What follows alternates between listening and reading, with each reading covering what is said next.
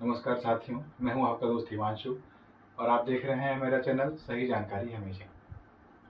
आशा करता हूं बहुत अच्छे से होंगे आप सब और लगातार पढ़ाई कर रहे होंगे। इसके पहले मैं वीडियो बनाया था हाई कोर्ट आरओ एआरओ परीक्षा के रिजल्ट और टाइपिंग में कैसे सिलेक्शन हुआ है और कैसे बच्चे डिस्क्वालीफाई हुए हैं इस बारे में। मैं बच्चों के कमेंट भी पढ़ रहा था। बहुत से बच्चों ने बहुत अच्छे कमेंट किए हैं, उनको वीडियो पसंद आई और बहुत से बच्चे ऐसे भी हैं जिन्होंने नेगेटिव कमेंट भी किया है। मैं कुछ कमेंट्स पढ़ रहा था, उसमें कुछ बच्चों ने लिखा है कि मैं भी इस स्कैम का एक हिस्सा हूँ, मेरा भी सिलेक्शन हुआ है और मैं झूठ बोल रहा हूँ कि मेरा सिलेक्शन नहीं हुआ है।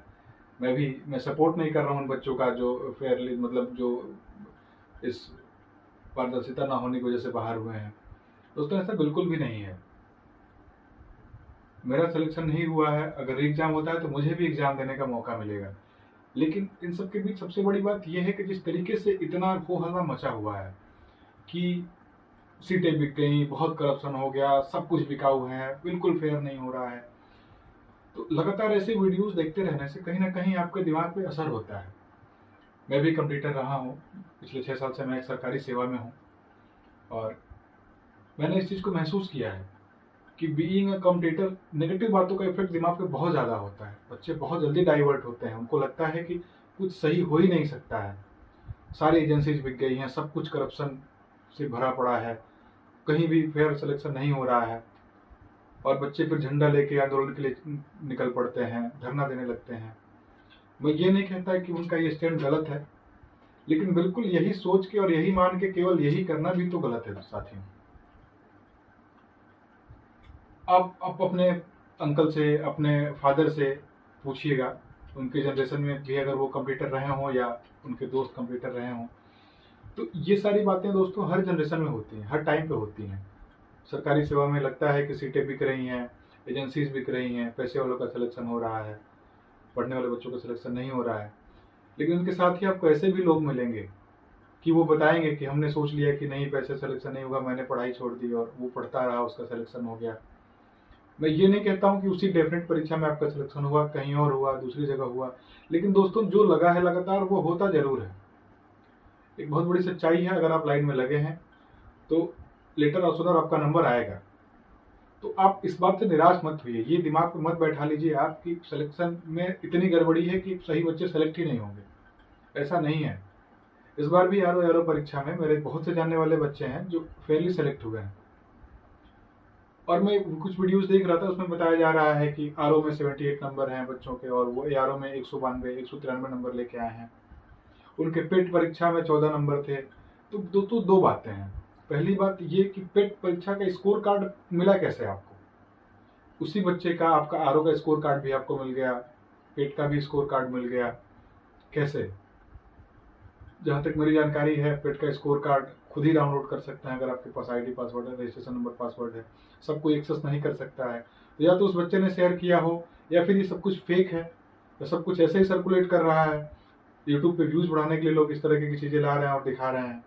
सच्चाई क्या है ये पता नहीं, मुझे नहीं पता, लेकिन अगर सच में ऐसा है तो ये कहीं ना कहीं जांच का विषय है। अगर किसी के पास डेफिनेट ऐसा प्रूफ है तो उसको लेके उसको कोर्ट जाना चाहिए, ऐसे बच्चों को इकट्ठा करना चाहिए और शायद बच्चे जाने की तैयारी में भी है। लेकिन आप केवल सुनी सुनाई बातों को सुन के आप इस भीड़ का हिस्सा मत बनिए, मेरा बस ये कहना है। मैं कहीं से भी विरोध नहीं कर रहा हूँ ऐसे बच्चों का जो जिनके नंबर अच्छे आए हैं, 204 205 नंबर, 210 नंबर, 230 35 नंबर भी बच्चों के आए हैं और वो बाहर हुए हैं।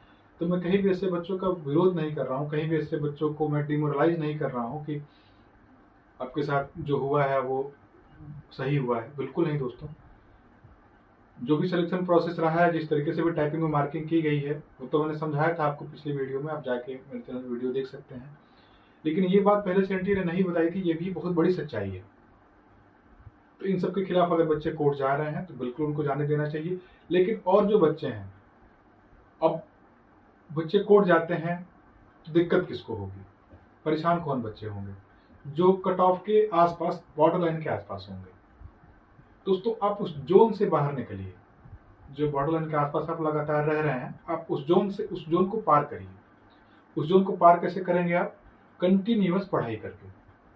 निराशा नहीं लाना है दिमाग में, इन सब बातों को सुनना है, लेकिन फिर भी ये सोचना है कि आपका सिलेक्शन फेयरली होगा। 6 साल पहले लेखपाल पद के लिए मेरा चयन हुआ था और उसके बाद भी कुछ परीक्षाओं में चयन हुआ मेरा। लेखपाल जो परीक्षा थी उसमें इस तरीके का बहुत बड़ा प्रोपेगेंडा चला था कि ये जिला स्तर की सर्विस है, इसमें बहुत ज़्यादा पैसा चलेगा, बहुत ज़्यादा करप्शन होगा। लेकिन मैं एग्जाम्पल हूँ, मैंने एक भी रुपया कहीं नहीं दिया, ना मैंने कहीं जुगाड़ लगाया, मेरी तैयारी अच्छी थी। दोस्तों, वन डे एग्जाम का एक माइंडसेट होता है। यूपीएससी, यूपीपीएससी बड़ी परीक्षाएं हैं जिनकी तैयारी मैं भी कर रहा हूँ। इन परीक्षाओं के लिए सोचने के लिए, इन परीक्षाओं को निकालने के लिए एक अलग माइंडसेट होता है। लेकिन दोस्तों, वन डे एग्जाम को निकालने का एक अलग माइंडसेट होता है। उसके कुछ कीवर्ड्स होते हैं जिनको फॉलो करके, जिनको सोच के आप इन परीक्षाओं को निकाल सकते हैं। मेरा लंबा अनुभव रहा है कंपटीशन का, और मैं लगातार अपने चैनल के माध्यम से अपना अनुभव आपसे साझा करता रहूँगा। मैं प्रयास करूँगा कि जैसा कि मैंने बताया कि लेखपाल पद पे मेरा भी चयन हुआ था, तो मुझे इस परीक्षा के बारे में जानकारी है, इसके सिलेबस के बारे में। तो कहीं ना कहीं मैं फ्री में कोर्स भी चलाऊँगा इसके लिए, कुछ चैप्टर्स में पढ़ाऊँगा और कुछ ऐसी चीज़ें, कुछ ऐसे बुक्स भी बताऊँगा जो पढ़ के आपका सिलेक्शन हो पाए। तो दोस्तों, मेरा यही कहना है कि आप निराश मत होइए, आप इस धांधली मत उलझे रहिए। लेखपाल परीक्षा है, वीडियो परीक्षा है, और मुझे उम्मीद है कि नई सरकार बनी है तो 1-1.5 साल में बहुत सी वैकेंसी आने वाली हैं, बहुत अच्छी संख्या में वैकेंसी आएंगी। तो आप लगातार पढ़िए। अगर आप कंप्यूटर हैं तो लगातार पढ़ते रहिए। दोस्तों, आपके पास 2 विकल्प होते हैं, या तो आप भी जुगाड़ खोजने में लग जाइए, जैसा कि आपको लगता है कि धांधली हो रही है, तो आप भी धांधलीबाज बन जाइए, जुगाड़ खोजिए, परेशान होइए, पैसे लगाइए। या फिर अगर आप कंप्यूटर हैं तो पढ़ाई करिए। तो दूसरा विकल्प सबसे अच्छा है। अगर आप पढ़ाई करते हैं, आपके नंबर अच्छे हैं, तो आपका सिलेक्शन निश्चित होगा। सारी परीक्षाओं में फेयर बच्चों का सिलेक्शन होता है, आज से नहीं पहले से होता है, आगे भी होता रहेगा। दोस्तों, अगर कहीं करप्शन होता भी है तो 100% करप्शन कहीं नहीं होता है। और मैं ये नहीं कहता हूँ करप्शन के खिलाफ आवाज मत उठाइए, बिल्कुल आवाज मत उठाइए, लेकिन आप बिल्कुल भी उस दिशा में मत चलने लगिए। बिल्कुल भी आप आंदोलनकारी मत बन जाइए कि नहीं, अब मुझे पढ़ाई नहीं करना, मुझे झंडा ही उठा लेना है कि नहीं, मैं करप्शन खत्म करके ही रहूंगा। नहीं दोस्तों, अगर आपको नौकरी पाना है तो आप लगातार पढ़ाई करिए, इन सब में शामिल रहिए, इन सबको सपोर्ट करिए। कुछ ऐसे भी बच्चे हैं, कुछ ऐसे भी कॉम्पिटिटर हैं जो इसके लिए कदम उठा रहे हैं, आप उनका सपोर्ट करिए, लेकिन आप भी सब काम धाम छोड़ के उसी में मत लग जाइए। मेरा बस ये कहना है। दोस्तों, आशा है वीडियो पसंद आएगी।